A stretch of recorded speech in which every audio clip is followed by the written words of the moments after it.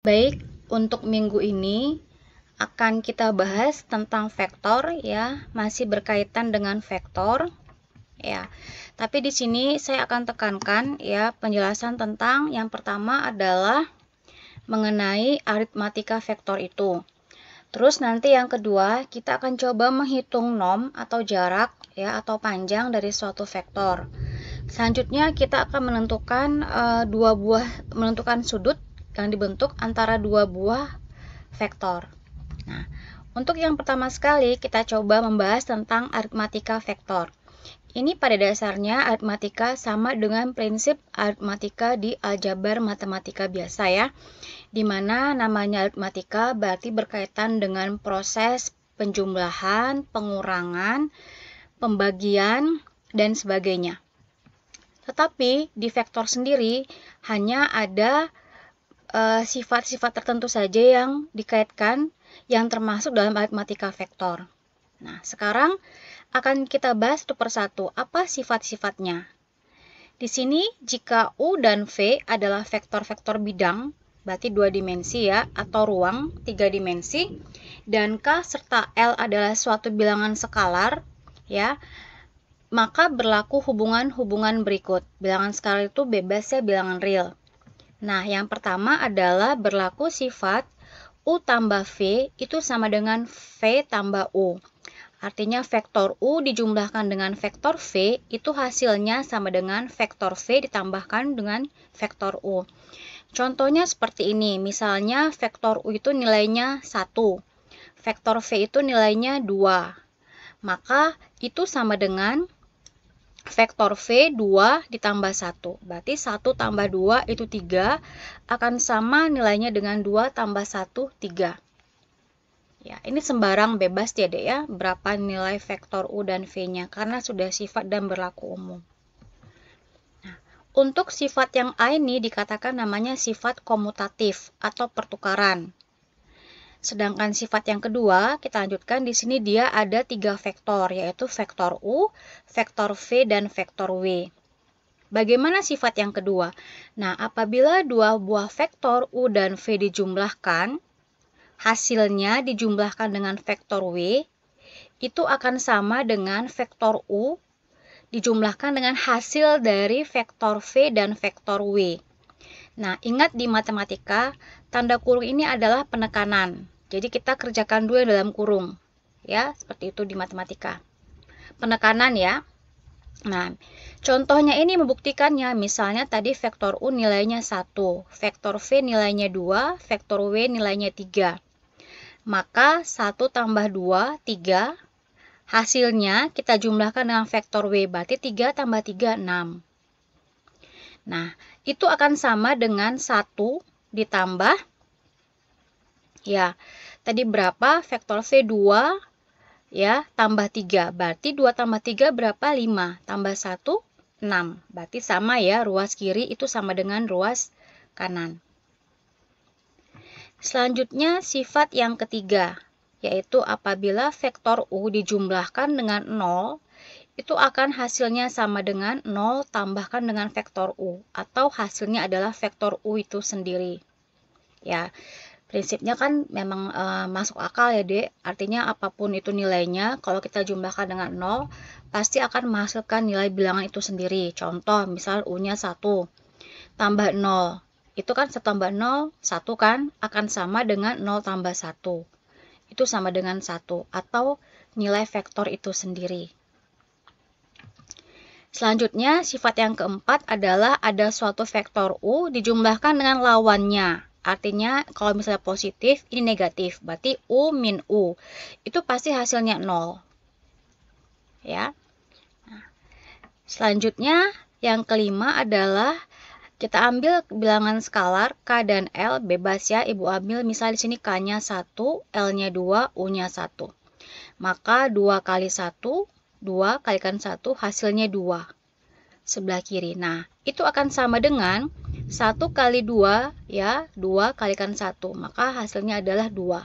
Berarti ruas kiri itu sama dengan ruas kanan. Nah, selanjutnya adalah yang berikutnya, KU tambah V, ada dua buah vektor dijumlahkan, lalu dikalikan dengan bilangan skalar K, itu sama dengan, kita kalikan ke dalam, KU, tambahkan dengan KV. Ya. Oke, misalnya U dan V-nya tadi berapa? 1 tambah 2. K-nya kita ambil 1, berarti 1 tambah 2, 3 kali 1, hasilnya 3. Nah, ini 1 kali 2, 2, 1 kali 1, 1. Berarti 2 tambah 1 adalah 3. Sama hasilnya ya.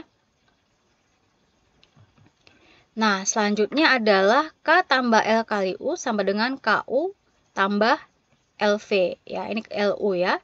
Oke, KU tambah LU. Ini LU harusnya. Ya, karena ini bedanya sama yang sebelumnya adalah dua buah vektor, ini adalah satu buah vektor. Prinsipnya sama, dikalikan ke dalam. Nah, selanjutnya sifat yang terakhir adalah apabila suatu vektor dikalikan dengan bilangan 1, itu pasti hasilnya adalah vektor itu sendiri. Misalnya kita ambil di sini U-nya 2, maka 1 kali 2 itu sama dengan 2, artinya sama dengan nilai vektor itu sendiri. Sudah paham untuk yang pertama tentang sifat-sifat vektor. Nah, selanjutnya kita bahas tentang norma suatu vektor. Norma atau norm atau panjang atau length. Jadi apabila di sini ada suatu vektor U, ya, maka panjangnya atau normnya dinyatakan dengan simbol ya. Vektor U ini seperti tanda mutlak ya, garis tapi garisnya 2. Kalau mutlak kan 1 ya, ini garisnya 2. Bagaimana menentukan panjang satu vektor? Ya. Nah, di sini misalkan ada koordinat kartesian di mana di sini adalah titik pusatnya di 0,0, sumbu mendatar adalah x, sumbu vertikal adalah y, ya. Nah, di sini ada vektor U1 yang diproyeksikan terhadap sumbu x, ada vektor U2 yang diproyeksikan terhadap sumbu y. Berapa panjang vektor U di sini? Berarti panjang vektor U itu sama dengan garis miringnya. Ya, berarti gimana? Untuk ini berarti 2 dimensi ya. Maka vektor bidang dimensi 2 itu sama dengan norm U sama dengan akar U1 kuadrat tambah U2 kuadrat. Ini prinsipnya sama seperti Pitagoras. Mencari kuadrat dari sisi miring kan? Kalau kalian masih ingat, Pitagoras di sini R, di sini Y, di sini X. Maka R sama dengan akar X kuadrat tambah Y kuadrat. Ini sudutnya 90 derajat. Prinsipnya hampir sama ya, sama. Cuma bedanya di sini dia menggunakan vektor. Kalau Pitagoras kan jarak biasa ya, bukan vektor. Nah, selanjutnya bagaimana untuk vektor ruang dimensi 3? Sama ya, ini berarti kita tambahkan lagi. Tadi kan awalnya XY, sekarang ada sumbu tegaknya Z. Ini U1 adalah vektor diproyeksikan terhadap sumbu Y, U2 vektor diproyeksikan terhadap sumbu X, dan U3 vektor diproyeksikan terhadap sumbu Z. Sehingga yang mana normnya yang ini? Ya, normnya. Oke, berarti norm U sama dengan akar U1 kuadrat tambah U2 kuadrat tambah U3 kuadrat. Nah, sudah bisa menghitung norm, kita lanjutkan dengan menghitung jarak antara dua titik. Misalkan pada ruang dimensi 2 ada titik P1, koordinatnya adalah X1, Y1. P2, koordinatnya adalah X2, Y2. Maka jarak antara kedua titik tersebut adalah, nah di sini D sama dengan selisih dari X2 dikurang X1 kuadrat ditambah dengan Y2 dikurang Y1 kuadrat. Nah, sedangkan untuk yang ruang dimensi 3 sama prinsipnya ya, kita tinggal tambahkan Z di sini. Nah, ini X2 min X1 kuadrat tambah Y2 min Y1 kuadrat tambah Z2 min Z1 kuadrat. Ini Z. Ya, nanti tolong dirubah, ini adalah Z. Nah, sekarang ada contoh, misalkan diketahui vektor U adalah min 3, 2, 1. Ya, ini berarti 3 dimensi ya. Tentukan normnya. Nah, mungkin beberapa simbol ya, menentukan norm ini kan sama dengan panjang. Dia menggunakan jarak simbol D. bisa. Tapi lebih baik menggunakan simbol yang umum. Simbol umum seperti ini ya, tapi boleh menggunakan simbol D. Kenapa kita gunakan simbol ini? Supaya tidak double dengan simbol jarak, tapi boleh ya. Nah, maka di sini norm U adalah ya atau jarak ya dari masing-masing koordinat vektor di U itu adalah U1 kuadrat tambah U2 kuadrat tambah U3 kuadrat. Nah, ini hasilnya akar 14. Sedangkan yang kedua, nah ini benar-benar jarak ya, jarak antara jarak antara titik dalam dimensi 3 ya. Oke. Sama ya, ini berarti X2 min X1 kuadrat, Y2 min Y1 kuadrat tambah Z2 min Z1 kuadrat. Nah, ini berarti 4 ya, kurangkan 2. Oke, Y2 dan ini adalah Z-nya. Maka ini akar 44. Boleh dijadikan boleh dijadikan bentuk desimal. Nah, ini adalah contoh latihan ya dari teori yang saya jelaskan sebelumnya. Silakan kalau kalian kerjakan sebagai tugas. Ya, jadi ada 3 Romawi, 3 ini dikerjakan ya berdasarkan penjelasan saya sebelumnya. Ya. Nah, kalau sudah, kita lanjutkan berikutnya mengenai hasil kali titik. Ya, sama dengan dot produk ya, hasil kali titik dot produk. Nah, misalkan di sini ada 2 buah vektor U dan V, ya, maka sudut yang diapit, yang dibentuk antara 2 vektor tersebut adalah, nah, contohnya seperti ini. Ini vektor U, vektor V. Ini sudut yang dibentuk antara vektor U dan V. Nilainya bisa bermacam-macam. Ya, di sini dia kriterianya 0 sampai 180 derajat. Ya, theta lebih besar dari sama dengan 0, kurang dari sama dengan 180. Berarti paling kecil 0, paling besar 180. Nah, ini yang kurang dari 180 ya. Ini kita ambil misalnya 60 derajat. Ini yang lebih besar dari 90, tapi masih kurang dari 180 derajat. Nah, ini kalau mendatar pasti 90 derajat ya. Oke. Dan ini sudutnya dalam derajat, bukan radian. Ini sama, tapi arah vektor U-nya berbeda. Ya, ke bawah dia. Berarti dia negatif. Nah, sekarang bagaimana menentukan hasil kali titik? Ya, misalkan di sini ada 2 buah vektor U dan V ya. Bisa dalam dimensi 2, bisa dalam dimensi 3. Maka hasil kali titiknya atau dot produknya atau hasil kali dalam Euclideannya, nama lain dari hasil kali titik adalah Euclidean, nama orang, didefinisikan sebagai berikut. Berarti vektor U dot vektor V, titik itu dot ya, sama dengan akan bernilai norm U dikalikan dengan norm V, kalikan dengan cos theta. Ini catatannya adalah vektor U-nya dan V tidak sama dengan 0. Selanjutnya, hasil kali titik ini akan bernilai 0 jika U-nya 0 dan V-nya 0. Nah, sekarang ada contoh. Diketahui sudut antara vektor U 0,01 dan vektor V 0,2 adalah theta sama dengan 45 derajat. Tentukan hasil kali titik U dot V.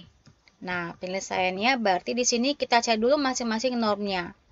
Ya, norm U.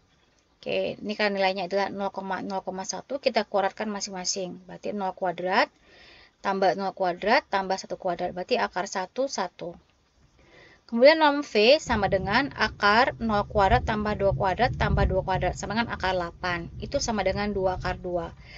Lalu tentukan sudut 45. Cos 45 ya, karena dirumuskan menggunakan cosinus. Cosinus 45 derajat kalau dalam sudut istimewa adalah setengah akar 2.